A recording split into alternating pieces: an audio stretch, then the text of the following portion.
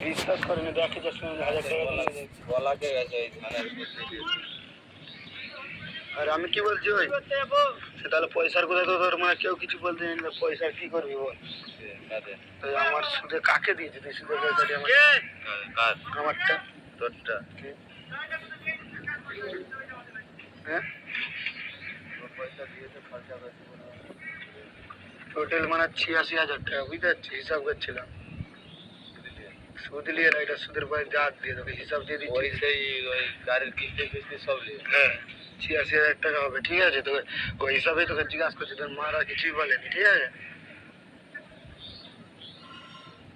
শুদ্ধ ধরিনি এখনো।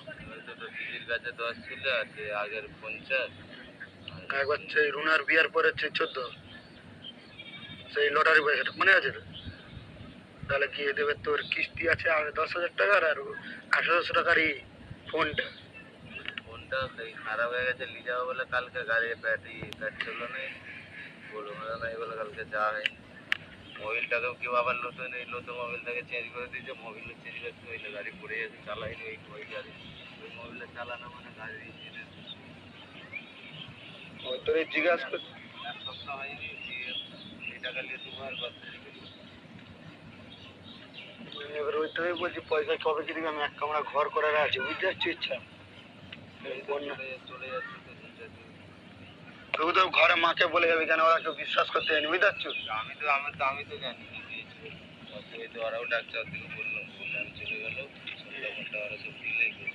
আরে সে তারপর তপন বলছে যে হচ্ছে ও আবার ঘুরে ওকে দিয়ে দিল, উঠেছে হরি মন্দিরের কাছে আমাকে দিল, উঠে সেই বাইরে 5,000 নিল, আর একবার দুজনে সেই হাতে সাগরপুর যায়নি, দিয়ে ঘরের সামনে না সাগরপুরের সাথে নিল, সেটা তো আমার ব্যক্তিগত দিয়েছে, এদিকের পয়সাও দেয়নি, দিয়ে এখন মিথ্যা কথা বলছে। ও দাদা বলতেছিল, বলছে তোকে যে দিয়ে দিয়েছে সেই পয়সাটা এখন আমাকে দেয়নি, শুধু কথা 20,000 5,000 টাকা বোধহয় কিনতে দিল, বলে তুমি তাহলে এখন লও, তাহলে পরে আমাকে দিয়ে দেবো, বলে তাকে দিই 20,000 5 দিল।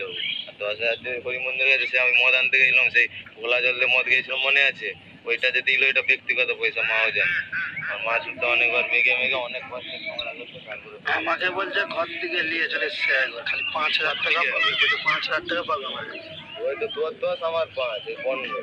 হ্যাঁ বলছি তোর কাছে 5, তোর ঠিক তুই 5 পাবি, সেখান থেকে আমি 10, এরকম বলছি।